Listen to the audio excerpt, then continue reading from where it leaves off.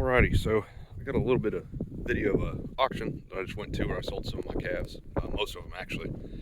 I got a group right here, 5 heifers left, and a group right here, 5 steers left that I kept.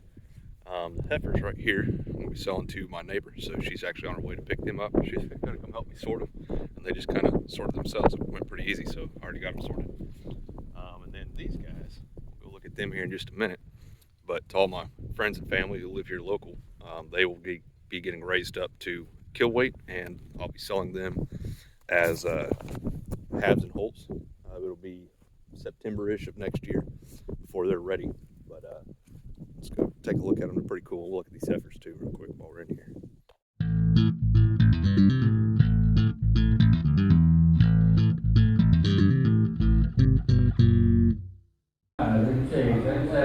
Here's 177, 176, 7, 176, 7, 176, PTO.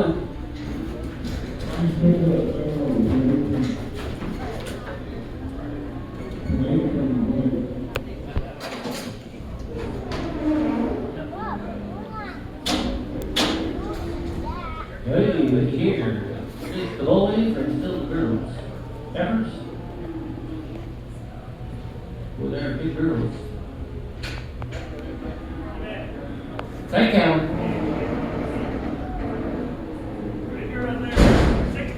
160, 61, on the money. 1, 2, 3, 4, 65, 45, 60, 45. Hit 5, 5, 60, 45, 5, 6, 7, 8, 9, 71, 1. Hit 71, 70, yeah, come on. 3X, 4X, and on 4X.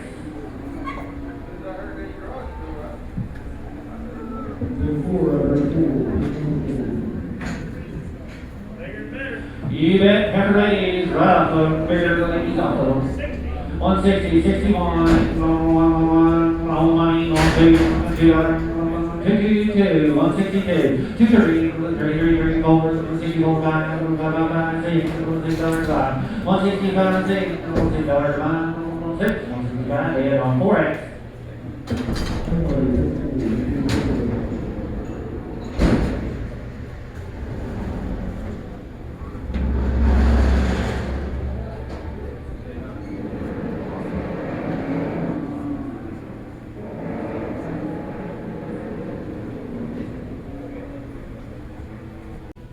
Same good cattle, here's the steers. 60 days on the shot. You bet, 60 days between all the shots ready to go for you. They are steers. 190, 91, 190, 91, 190, 91, 81, 180, 81, 180, 81, 75, $76 on money, 6, 7, 8, and $8.99, 80, 81, 181, 1, 2, 3, 4, 184, 5, and 5, 184, put on 8, put on 4, put on 4X's.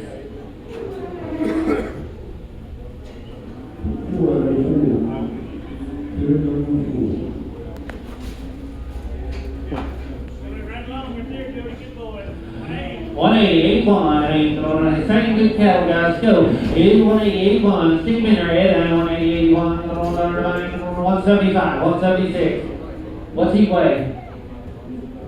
505. 175, 176, 175, 71. On the money, 1, 2, and 72, 2, I got you, 2, 3, 1, 71, 2, 2, 2, 1, 2, 1, 2, 1, 2, 1, 2, 1, 2, 1, 2, 1, 2, 1, 2, 171, head on 4.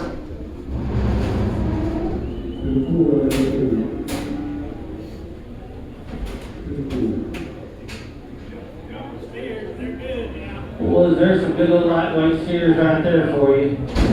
You bet. 210, 211. It's 210, 211. 210, 211. 210, 211. 210, $2 on the money.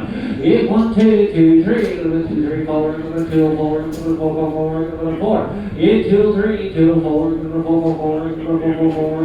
4, 2, 3. Jaybird on 1. Heifer. Same deal. 160, just a single off of 160, 61. Ain't no $1 bar, no $1, no $160, no $1 bar, no 55, $56 on the money, 67. It's 7, 56, 7, 7,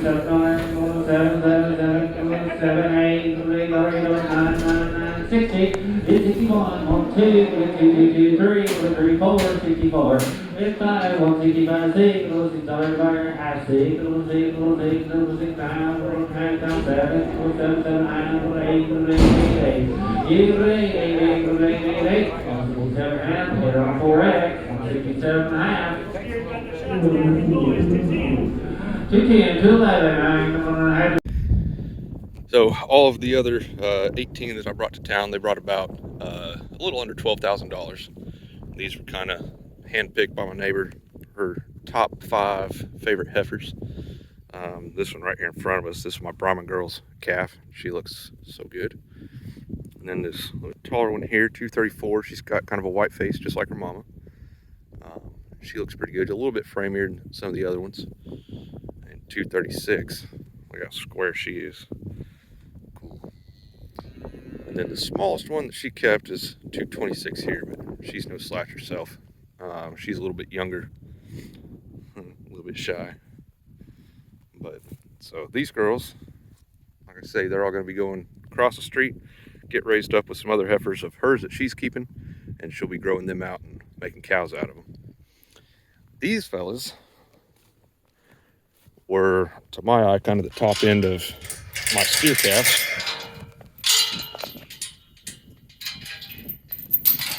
Hang on a second.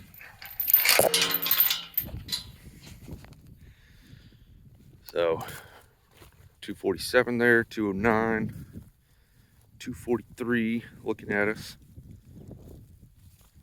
Look at this big old fatty. 245, white one walking away from us. And then 219 here, one hiding.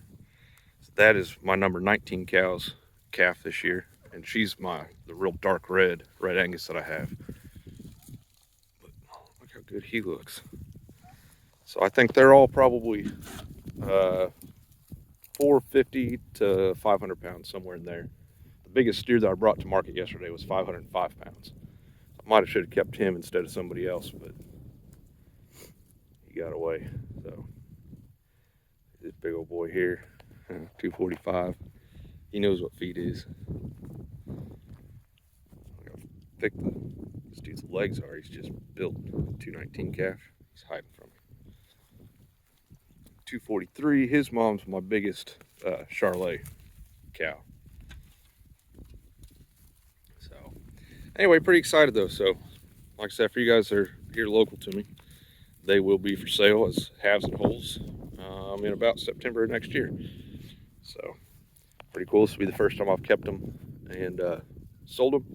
I'm using my neighbor's feed program. They've been keeping them back and selling them as halves and wholes to family members and friends and such for a few years now. They've got a pretty good program. They make some dang good beef, and we're going to replicate that program here with these guys.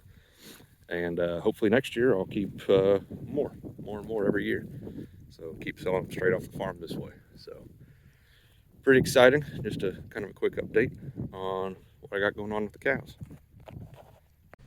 Just finished moving those heifers for my neighbor, and let's talk about though keeping more calves and selling them all out straight off the farm here. That means I'm going to need infrastructure. Fortunately, I've got this big pile of pipe over here. I've got a bunch of pipe fence I need to get built. Some of that infrastructure though I can't build. I just have to buy it, and I did. What you're looking at here is a frame that will hold this big tank. What this is actually a 30-ton overhead grain bin. And so the goal here is that within a few years, I should be able to hold enough feed on site right here that I can buy in bulk, which makes it cheaper, to feed out 35 to 40 calves. So we're gonna be kind of switching up the way I run the farm here. I'm not gonna be running a cow-calf operation so much, not here on my place anyway. I'm gonna maintain some cows, but that's a story for another day. Anyway, big old grain bin here. So this actually came from a feed store. It needs a little bit of work. But the sheet metal right there, the guy sold that with it, and that should be enough metal to make the repairs. So you can see the gate here at the bottom, it's pretty rough looking. It's all rusted out. I don't know if you can see, it's got some holes in it, but whatever, big rust hole there at the bottom. So basically what I'm gonna have to do is cut the whole bottom of this funnel off, rebuild it out of that sheet metal over there, and make a new gate for the bottom here with a little, I call it a sock. It's like a little fabric thing that helps it not be quite as dusty. It keeps the wind from blowing it and stuff. So anyway, pretty cool. I'm excited about it. Need some work. I need a lid. I gotta fix the access hole over there, and got some upgrades too that I'm gonna be adding to it. Mostly ideas from the guy that I bought it from, but you can get 12-volt shaker motors that apparently they go on snowplows, and I'm gonna mount one of those on here. That'll vibrate the whole tank, which will keep the feed from getting stuck in there. And he sent with it also a plexiglass. It's a windshield off like an ATV or something, but good thick plexiglass. And so I'm going to cut slots in the side of the tank, mount that plexiglass from the inside, and then I'll have sight glasses so I'll be able to see kind of how much is in there. And I should have enough to do kind of 2 sight glasses, and then I'll just kind of have a space in the middle that I'm not quite sure about. But yeah, pretty cool. So this is going to be awesome. Just gotta get it stood up. Not quite sure how I'm going to do that. It's ridiculously big. So you can see this is a 20-foot deck before the dovetail on my trailer here, and it takes up the entire thing, and the frame does as well. So this is big enough you would back under it from this side right here, and you can actually back up a truck or a trailer or whatever, a truck with a feeder on it presumably. Just back it right underneath of this and then pull a lever and fill up whatever kind of feeder you got. Speaking of which, let me show you a different kind of feeder that I got. All right, in my typical fashion, I bought one that needs a little bit of work. See, we got some rust holes and stuff. This is a type of feeder. This is called a creep feeder. And you see the capacity on this one. So I can hold 4 tons in here. I only got 1 ton in it my first trip. I had to get all new tires put on it. Just bought used tires, and I picked up a spare for it as well. You can see it is actually full of feed. Well, not really full so much anymore. Right now, I'm using this to hold feed to wean my calves.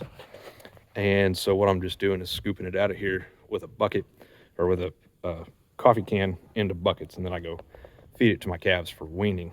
And the way this is typically used, though, is you just put it out there, and you can kind of gauge how much feed actually comes out by sliding these gates up and down.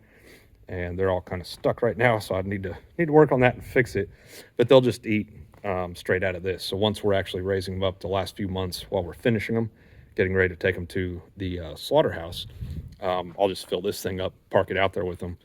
And well, I say that we'll ramp them up, otherwise they'll make themselves sick because they'll eat too much at once. But we'll get them used to it so they're not just freaking out whenever they see it, and then they can just eat it as they want, free choice. For now, though, it's just a really handy trailer that I can take to the feed store and buy bulk feed. So this stuff, if you just buy this in 50-pound sacks, it is way more expensive than if you just go buy it by the ton in bulk at the store. Up until now, I just haven't had a good way to do that, but now I do. So pretty excited about having this. I picked this up at an auction for 600 bucks. It's got these gates up here. If your calves are still on the cows, you can put these gates out here in front of it, and it just makes it shorter so that the cows can't get to it. Only the shorter calves can actually get under there to get to it. So pretty cool. That's a creep feeder, though. Let me hop up here and I'll show you what it looks like from the inside. Oh, quite a bit still left in here. And I was talking about that grain bin earlier, putting the vibrator on it. You can see how that feed kind of just piles up like that. That'll happen in that big overhead bin too. And then traditionally, you just climb up on it with a hammer and beat the hell out of the sides of it until it falls down. Let me show you. You can knock it down pretty easy. So, it's just from me jumping on it, and it'll all kind of fall down there, right? Now it's falling only off of that side because that's the side I've been scooping out of. So still quite a bit left in here, probably about half a ton looks like, maybe a little less. There's a funnel down at like an upside down V shape, so not really a funnel, kind of the opposite of a funnel. I guess it makes two funnels. Anyway, there's a V-shaped thing in there that diverts it off to either side. That way it can't get to where the calves can't get to it. But yeah, it's got a lid here, a lid there. And I just roll this up underneath the feed store's grain bin, and they can fill it up. Someday, though, instead of having to take it all the way to town, they will actually deliver 30 tons of feed out here to me in that big 30-ton grain bin. And then I just back this trailer right underneath my grain bin, and I can fill it up whenever I need to. So saves me fuel and gas, and it's not only cheaper to buy this in bulk like I did here, but it's even cheaper to have it delivered. So anyway, it's all infrastructure moving towards selling calves off the place. Just direct sale right off the farm, and maybe someday even selling by the piece. So pretty excited. So some of you may wonder why I even need to provide this feed to them right now while I'm weaning them. A lot of people have this kind of, I don't know, preconception, I guess, about grass-fed beef being better. And you know what, to each their own. I'm not going to say it's better or worse. But the deal is, whenever we take them off their moms, they've only been off their moms right now for about 2 weeks. So up until about 2 weeks ago, they still had mother's milk, which means that a lot of their nutrients that they were getting, some of that's coming from grass, some of it's coming from hay. Most of it, though, or not even most of it, but a lot of it was still coming from their moms, right? There's no substitute for mother's milk, but what I can do is provide them, in this case, a 5-way commodity feed. It's got a lot of corn, dried distillers grains, stuff like that in it, cottonseed hulls. And we're just trying to provide extra calories to them so that they stay nice and fat and healthy. If we just take them off their moms and just put them on grass, they're going to get skinny and they're going to lose weight. They're not going to do very well. They'll go backwards for a little while. We can keep them in shape with the corn. It's got a lot of calories in it. And so that's kind of the difference between the nutrients that calves need versus the nutrients that my cows need. We're focused more on making sure they have adequate protein because we're worried about them growing another cow, not growing themselves, if that makes sense. They need more protein, helps them develop that calf, build the calf. They need calories as well, don't get me wrong, but most of that they can get out of the hay. Some of that they get out of the feed that we provide here in the winter. These babies, on the other hand, though, they're used to all kinds of calories in their mother's milk.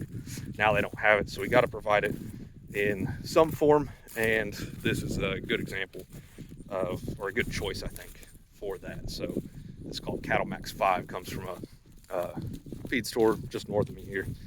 And my neighbors finished their calves out on it last year and made some really healthy, really fat calves, and they did really good. So that's what these guys are going to get this year for weaning. It's what they have been getting for a few weeks now, and will continue to get kind of through the winter. It's what they'll be supplemented with. As soon as the grass comes back on, though, check them out, all fat and happy. As soon as the grass comes back, though, we won't be feeding them so much, just a little bit here and there, just to keep them interested in us, so that they know who I am. That's kind of how we control them instead of having to run them down on 4-wheelers and stuff like that. We just teach them what a bucket of feed is. You just walk out there and shake a bucket, and they'll be right in your pocket. So, yeah. As soon as the grass comes on, though, that's what I was saying. Then they'll be predominantly on grass, so they'll just get to be cows. Yeah, they'll eat grass, and they'll be grass-fed right up until a couple months before they go to the killers. And then we'll substitute a little bit more calories, a little bit more fat, helps them develop marbling a little bit better, and makes a really delicious product. So those little boys over there don't know it yet, but they're going to be really tasty for somebody someday. Not just someday, next year, next summer. So September, like I said, they'll be for sale. And moving forward, hopefully we'll be doing more. So, alrighty, well, I'm gonna get back on a project that you guys will have already seen complete, I believe. So you'll have to let me know in the comments how the lights in the hay barn look. We're about to finish that up. So, all right, thanks for watching, guys. See you next time.